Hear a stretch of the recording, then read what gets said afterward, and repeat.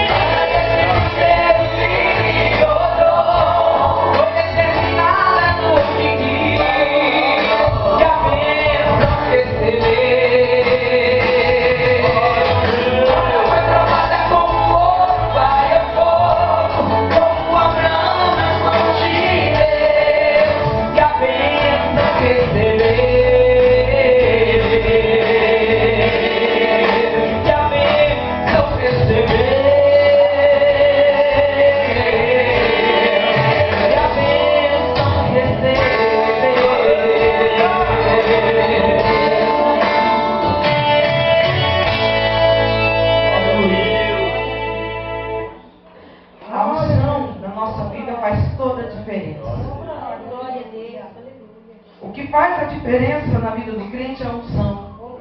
Não é a conta bancária, não é o carro, não é a casa. Tem gente que pensa que essas coisas fazem a diferença na vida do crente. Mas o que faz a diferença na vida do crente é a unção de Deus. O que é a unção de Deus?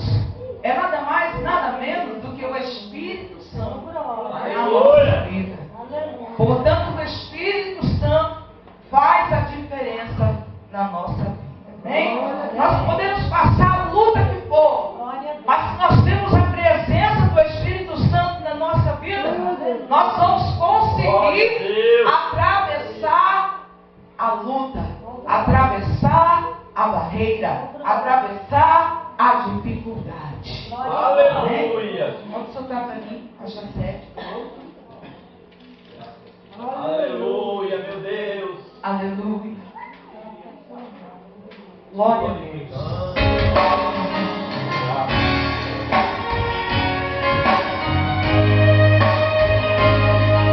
Santo é teu nome, Senhor. Quando a luta.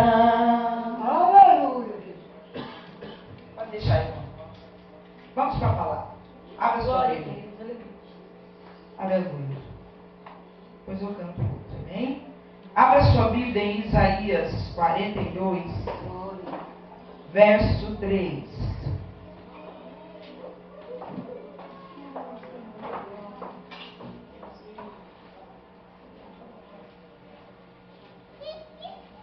Glória a Deus. Isaías 42, capítulo 42, versículo 3.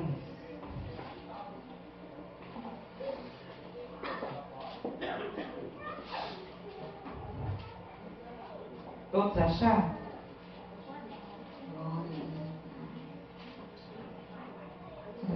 Aleluia! A palavra do Senhor diz assim: a cana trilhada não quebrará, nem apagará o pavio que fumega. Em verdade produzirá o juízo. A cana trilhada não quebrará, nem pagará o pavio que fumega. Em verdade produzirá o juízo. Agora abra sua Bíblia em 2 Samuel, capítulo 9.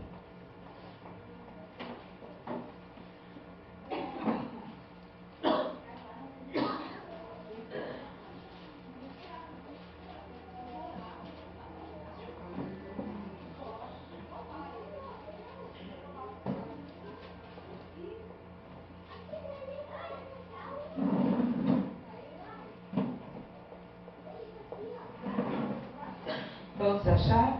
2 Samuel, capítulo 9. Você pode dizer, não, o que tem a ver isso com a palavra de Isaías?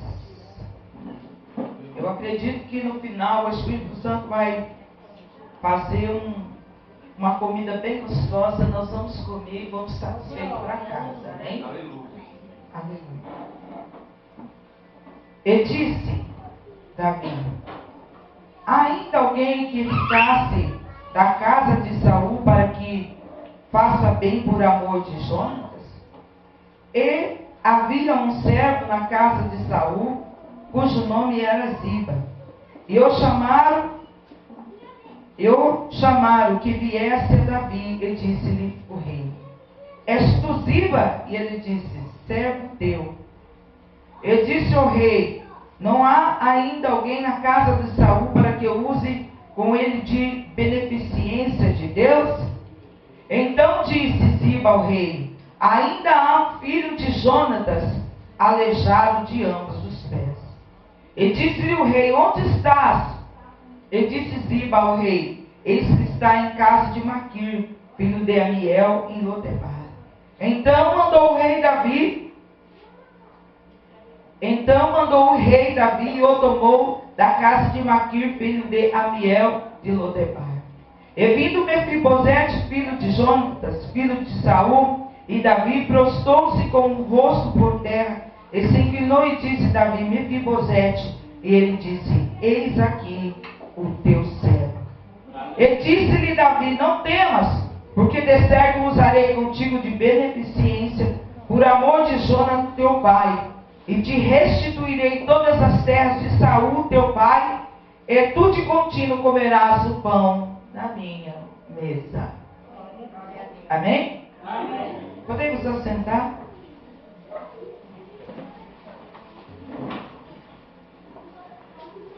O livro de 2 Samuel, capítulo 9, traz a história de Mefibosete. E nessa noite eu quero falar um pouco de fracasso. Você pode dizer: irmã, mas você sai de lá de Alvorada do Sul para falar de fracasso para nós? Sim. Quem aqui nunca fracassou? Aleluia. Já fracassou, pastor Valmir? Já fracassou, pastor? Já fracassou, meu irmão? Quem aqui nunca teve um fracasso na sua vida? Eu já tive fracasso na minha vida. O irmão já teve fracasso na sua vida. Há momentos que nós temos os fracassos na nossa vida. Há momentos que nós olhamos e parece que as coisas não vão dar certo. Há momentos que nós olhamos e parece que o Senhor nos esqueceu. Há momentos que nós passamos que parece que aquela semana nós dizemos para nós mesmos: se fosse necessário, era bom que eu não tivesse nem nascido, não é assim? São momentos de fracasso na vida do ser humano. Você pode ser irmão, mas você não é crente, e você vem falar de fracasso. Irmão, você pode ser o crente mais fiel da face da terra. Você vai ter fracasso na sua vida. Você vai passar por um processo de fracasso na sua vida.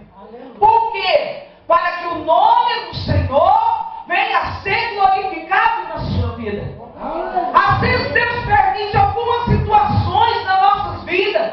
Às vezes o Senhor permite que nós devemos perder, para que a glória dele venha a ser manifesta nas nossas vidas. Você pode ser fiel, dizimista fiel, ofertante fiel, mas meu irmão, você não está livre do fracasso. Glória a Deus, aleluia. A Bíblia traz a história de Mefibosete. Uma criança que tinha tudo. Olhando para a história, Mefibosete era um príncipe.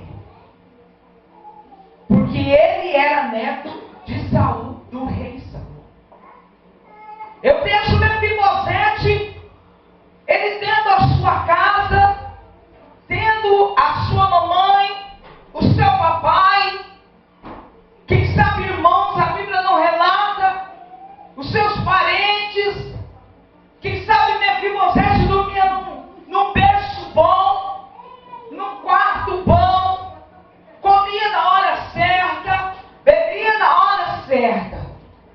Mas a Bíblia traz a história que quando a guerra e depois da morte do rei Saul e do seu pai Jonatas, a Bíblia diz que a sua ama, ou seja, a sua babá, pega Mefibosete para esconder ele, para livrar ele da morte, sai correndo com ele.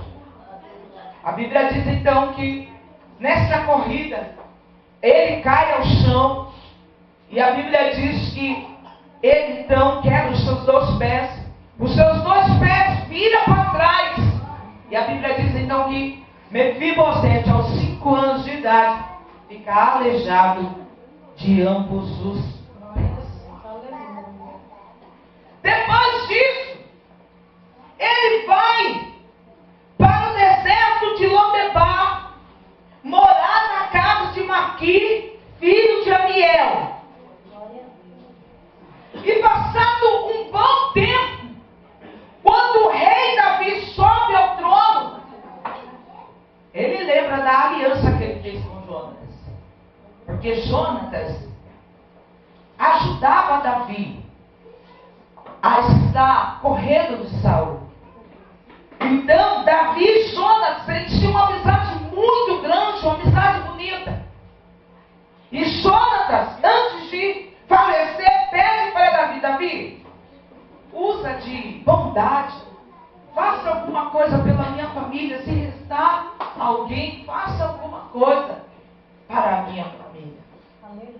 E eu vejo que quando Davi sobe para o trono, ele não se esquece da promessa que ele fez para Jonatas.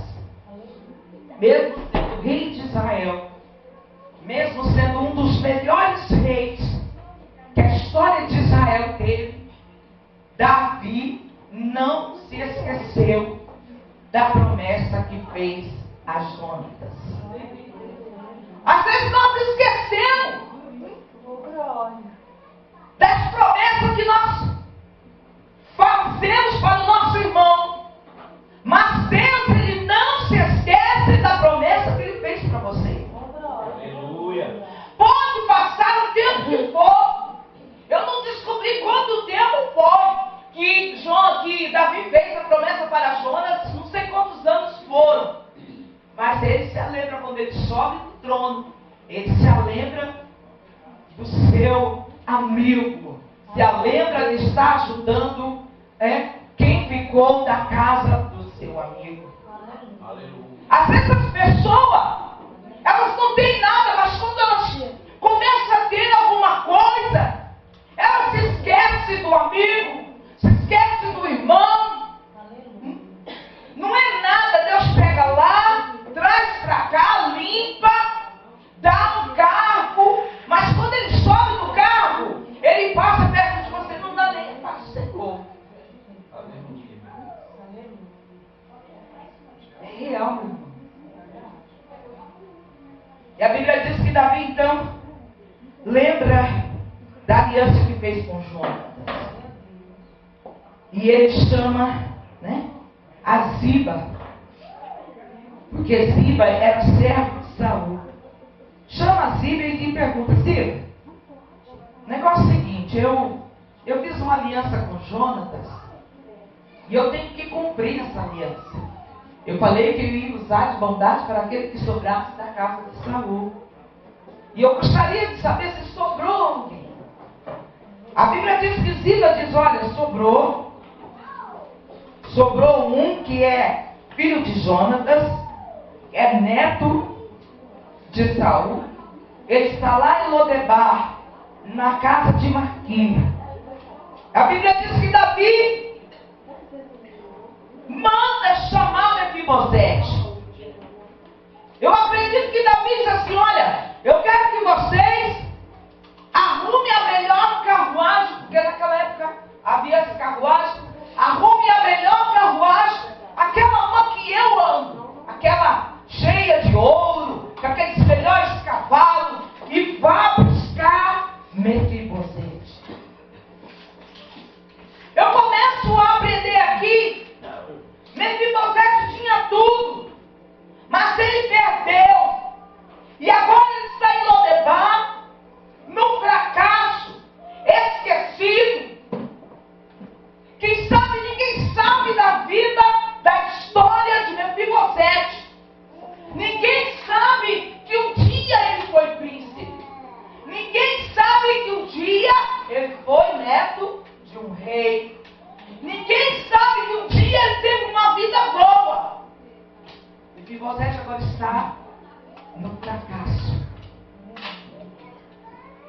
Mas Davi se lembra e manda chamar Mefibosete. A Bíblia diz que manda chamar ele Eu acredito que Mefibosete estava lá naquele deserto, esquecido.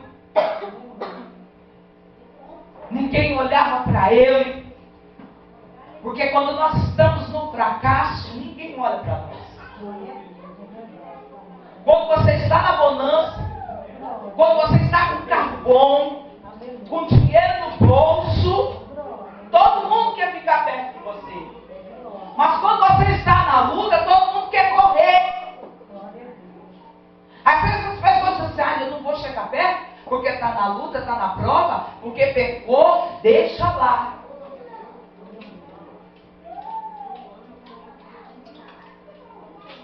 A Bíblia diz então que Mefibosete vem. Eu acredito que Mefibosete lá naquele deserto olha, vê aquela carruagem, coisa mais linda, vindo ao encontro dele. E eu creio que ele começa a meditar, mas para onde será que vai aquela carruagem? Mal sabia ele que aquela carruagem ia ao seu encontro. Mal sabia ele que aquela carruagem era a sua esperança, era a sua bênção, era a providência de Deus para a vida de Mefibosete. Aleluia. Eu quero dizer para você, quem sabe você está em Lodebar, quem sabe você está vivendo uma vida de fracasso, quem sabe você está vivendo uma vida de esquecimento, quem sabe ninguém sabe da tua situação, mas eu quero dizer para você que nesta noite o Senhor designa para você e para mim uma carruagem, a carruagem da esperança, a carruagem da providência para a sua vida. A Bíblia diz então que ele chega até Davi. Eu creio que com medo, porque naquela época, quando sobrasse algum da linhagem do rei que antecedeu o outro, era necessário matar todo mundo, exterminar. E eu acredito que mesmo Mefibosete chega com medo, dizendo, agora acabou para mim. O rei vai mandar me matar. Mas Davi diz para ele, não temas, porque de certo usarei contigo de beneficência por amor de Jonatas.